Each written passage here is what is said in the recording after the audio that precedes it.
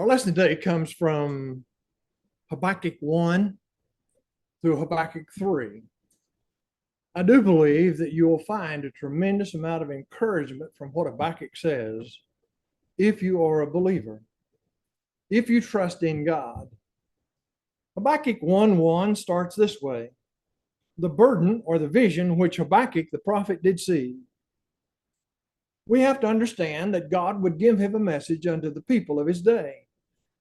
The society that he lived in the land of Israel was filled with iniquity and sin. The children of Israel had rebelled against God, and God had warned them a number of times that they were going to lose their freedom. In a mournful but poetic prayer, chapter 3, Habakkuk lifts the spirits of all of those who place their trust in Jehovah, whether good or whether evil, whether your fortunes are good or whether your fortunes are bad. Those things will arise, especially the bad things. But the child of God, the Christian, the faithful, like Habakkuk and the children of his day that he's trying to encourage, must learn to trust Jehovah, who gives freely, yet measured.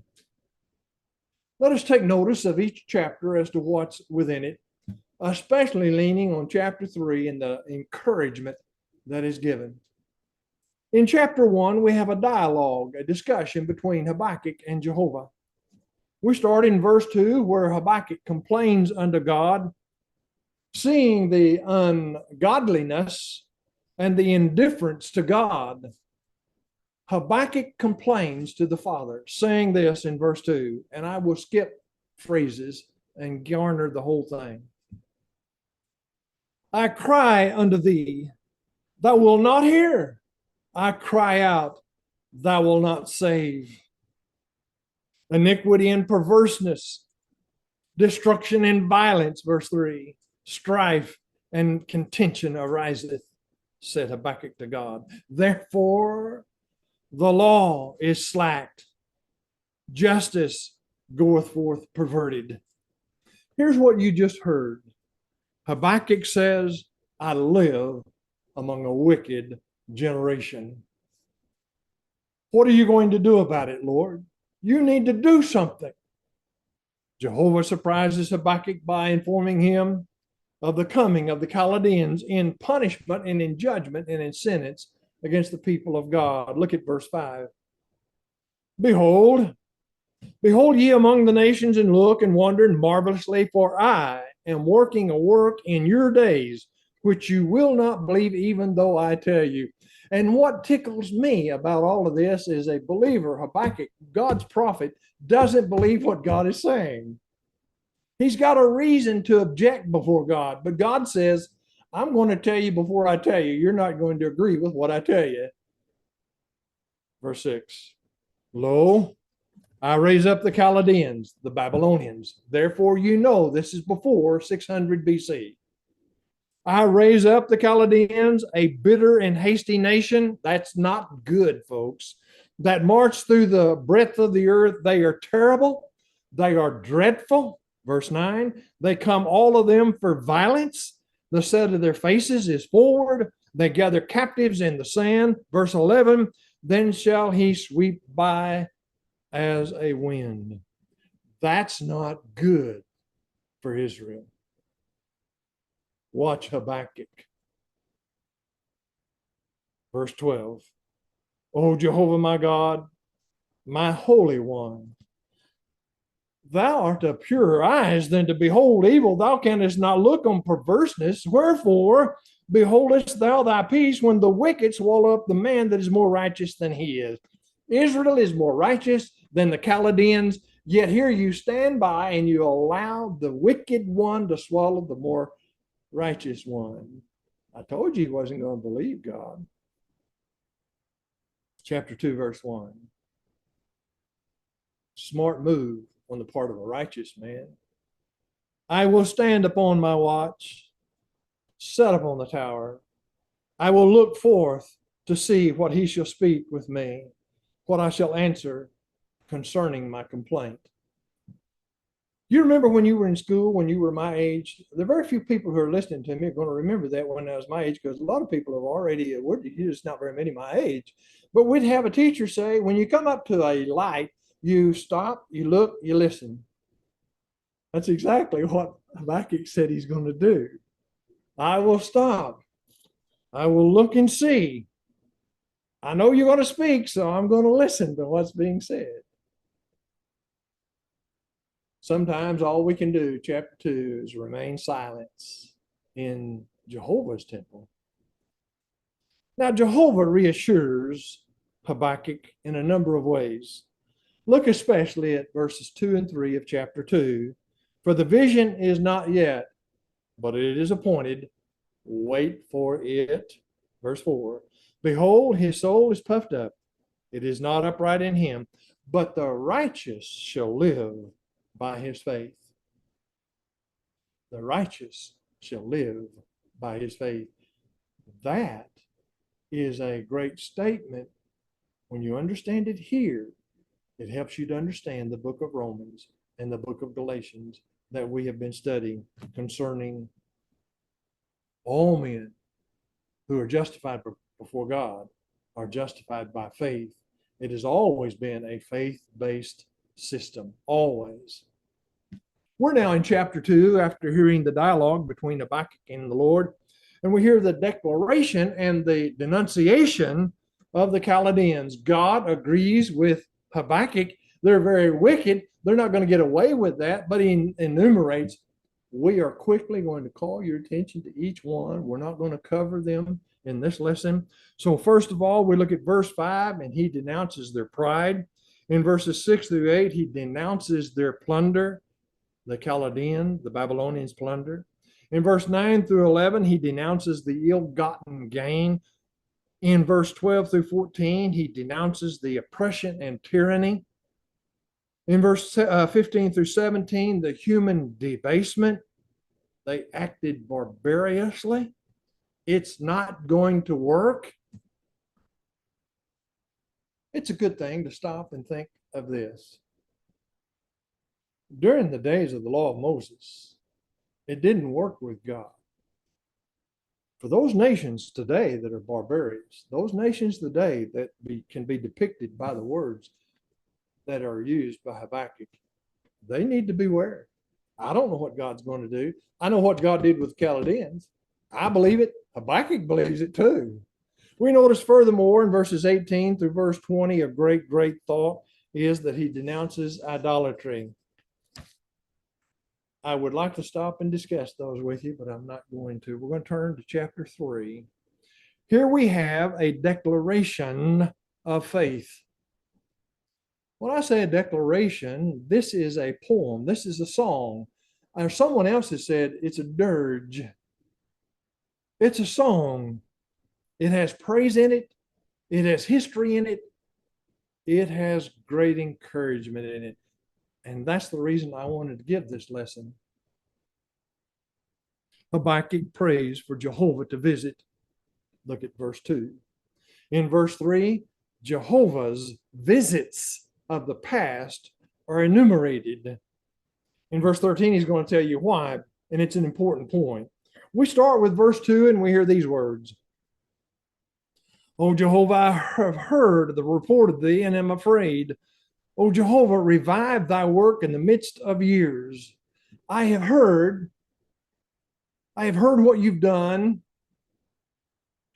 I would like to see some of that again. Do it now for us. Notice what he brings up. Verse 3. God came from Teman, and the Holy One from Mount Pirath. His glory covered the heavens. The earth was full of his praise. His brightness was as the light. He had rays coming forth from his hand. There was the hiding of his power. What you just heard him in poetic language, in my judgment, in my study, he just described unto you what occurred at Mount Sinai. One of the most magnificent, awesome depictions of Jehovah in this physical world that you will ever see. In Exodus chapter 20 and Deuteronomy chapter 5, which we've gone over a number of times, I'm going to go over it again because I like it. we have Moses instructing the children of Israel, don't come near the mountain. It's sanctified. It's set apart for 3 days. Do not, or you will die. Well, they waited 3 days and they waited on Jehovah, and Jehovah came on the third day. If you can think of the most awesome thunderstorm that you've ever been in the midst of, and the clouds and the thunder and the lightning as it moves in and settles over Mount Sinai, the people hear the thunder, the people hear the lightning. Then the people heard the voice of God and they were afraid. It was a magnificent show of Jehovah. Well, I think that's what God ought to do for everybody. He ought to appear on some mountain where we are, and he ought to appear like that. Folks, it wouldn't do any good. It wouldn't do any good at all. You don't believe it when it's history. You're not going to believe it when it's before your eyes. Well, that was just a regular thunderstorm. And I call your attention to the fact that the children of Israel immediately made a golden calf. They immediately forgot God whenever Moses went up on the mount. We don't remember what we think we ought to remember. And so you see his glory and his might. Look at verse 4, the latter part of it. And there was the hiding of his power. Here's what you just heard. You heard a tremendous demonstration of the power of God in the thunder and the lightning. Things that you think a great deal of, but Jehovah wasn't in the middle of that. Jehovah's in the middle of this one. So there's a tremendous amount of power. Yet Habakkuk says, you didn't see all of his power. You didn't see all of his power. You got a little bitty taste. When you hear a thunderstorm coming your way and it surrounds you and it frightens you, elevate it as if Jehovah were in the middle of it, and then recognize you haven't even come close to manifesting, to seeing the power of God. That is what Habakkuk is telling us. We go on, he brings up something else in history. Remember, I have heard of the report of thee. Verse 6, he says, he stood and measured the earth, he beheld and drove asunder the nations. What's that referring to? Think of Canaan land. Think of Joshua at the river fixing to go into Canaan land. He goes on and he says, I saw the tents of Cushan in affliction. The curtains of the land of Midian did tremble. Was Jehovah displeased with the rivers? Was thine anger against the rivers, or thy wrath against the sea? No, no, and no. Verse 10, the mountains saw thee and were afraid. The deep uttered its voice and lifted up its hands on high. Here's what you have. God didn't divide the sea because he was mad at them. God divided the sea to let the children of Israel go into the land of promise and to take that land. Remember, you have a ragtag group of about 200 million people, men, women, and children. They're going into a land where these fellows are mean, cruel, harsh soldiers, warriors of war. And they defeated them. They defeated them. I'll call your attention again to some of the things that we have found out, and I'm going to call your attention over and over because it's repeated repeatedly over YouTube to a host of people, and you'll have the information. The people of Canaan had worn out their welcome with God. God had started the warning 400 years earlier whenever he destroyed Sodom and Gomorrah and the 4 cities. He destroyed Sodom and Gomorrah because of their evil. And that area now was warned that their evil too would fall. God didn't leave himself without witness among those folks. They knew that they were in sin and doing wrong. And so for 400 years, how do you know that, Ron? Because in Genesis chapter 15, God would promise to Abraham the land of promise, which they're now entering, and he would say, not now, not now, because the iniquity of the Amorites is not full. The generation of Abraham in Genesis 15, 400 years before the children of Israel entered into Canaan land and destroyed it.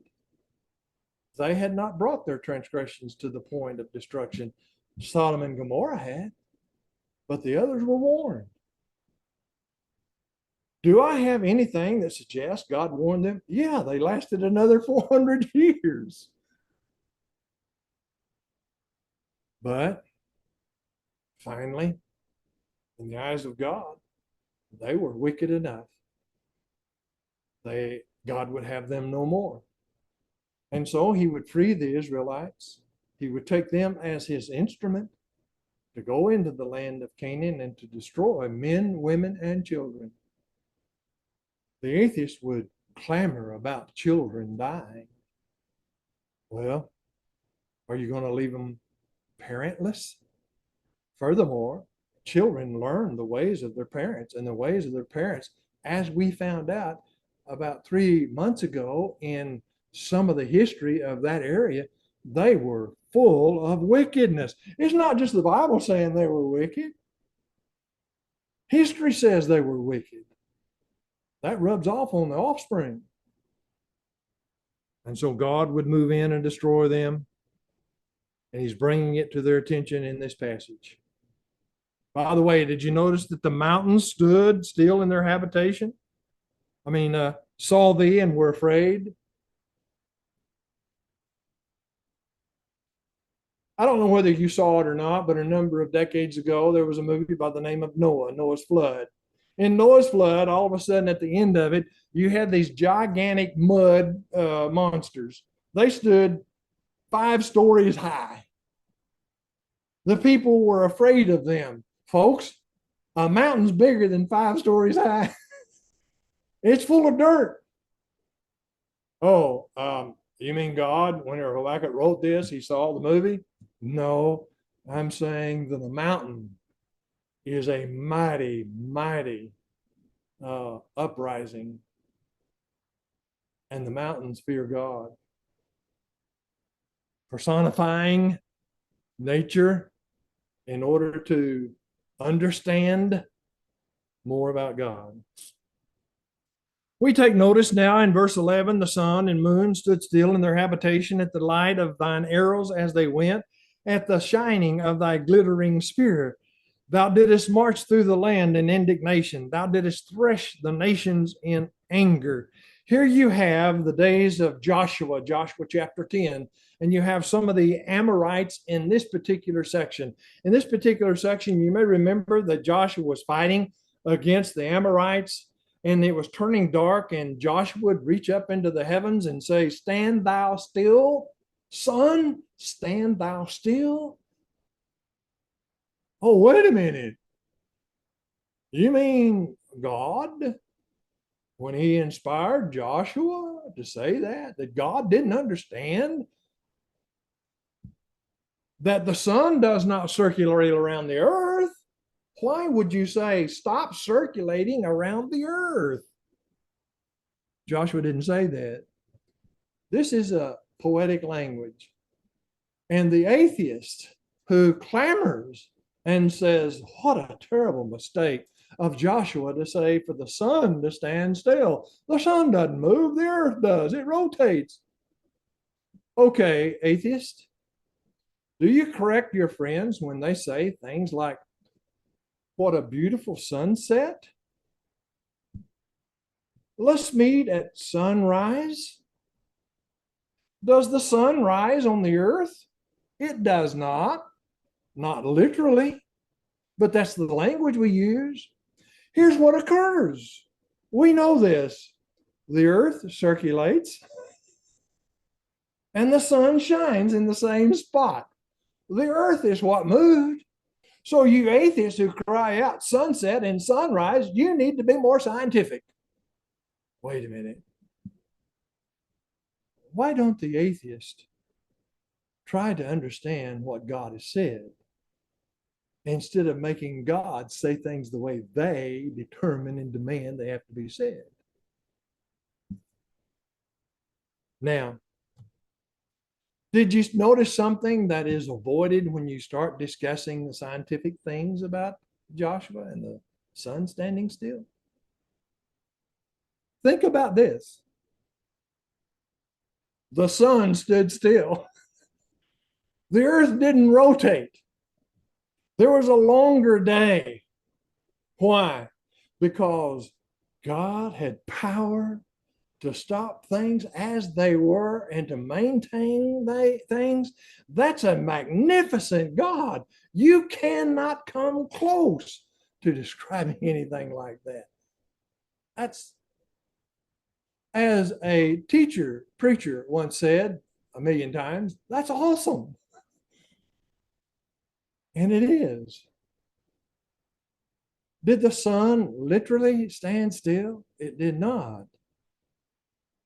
But the day was longer because of the power, the magnificent, the everlasting, the undescribable power of God. There's not enough words for me to describe it.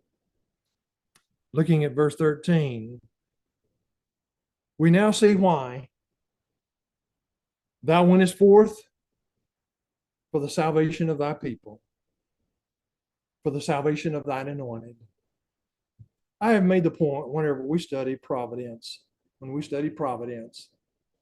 that providence is not there to make me comfortable. God does not intervene in life that I may be comfortable. That may happen, yes. God intervenes and has intervened, I'll put it that way, has intervened in the history of mankind a number of times in order for the salvation of men. In order for the salvation of men.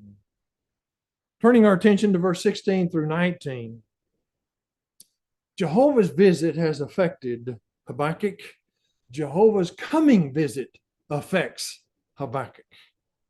Verse 16, I heard and my body trembled. My lips quivered at the voice.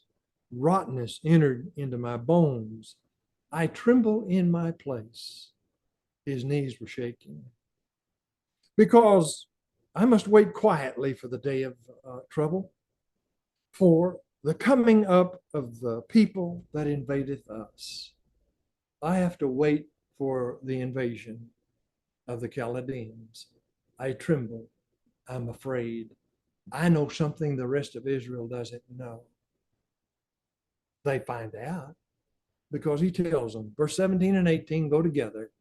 Here's the way it goes. Though the fig tree shall not flourish, neither shall fruit be in the vines. The labor of the olive shall fail. The field shall yield no food. The flock shall be cut off from the fold. There shall be no herd in the stalls. Yet, he just named a number of bad physical things that are going to happen in Israel. And he says, yet, considering all of that, I will rejoice in Jehovah. I will joy in the God of my salvation. What a great, great expression of faith and trust in God. I'm trembling because bad and trouble are coming. Things are going to be destroyed, damaged, and hurt. But I'll turn to Jehovah. I'll turn to my Lord. I'll turn to my God and the salvation that comes to him. To dwell securely, you need to know Jehovah. Helen Rice has written this poem. It's easy to say, in God we trust, when life is radiant and fair. But the test of faith is only found when there are burdens to fear and bear. And I've used this illustration, and Sue has heard it 1,000 times more than anybody else, and she gets to hear it again because it is a great illustration concerning the essence of trust. Whether it ever happened or not, I don't know, but it's told as though it did happen. A number of years ago, Captain D commanded a vessel sailing from Liverpool to New York. And on one voyage, he had all of his family with him on board of the ship. One night, when all were quietly asleep, there arose a sudden squall of wind, which came sweeping over the waters. It struck the vessel, instantly threw her on her side, tumbling, crashing. Everything was movable, and awaking the passengers to a consciousness that they were in immediate peril. We're in danger.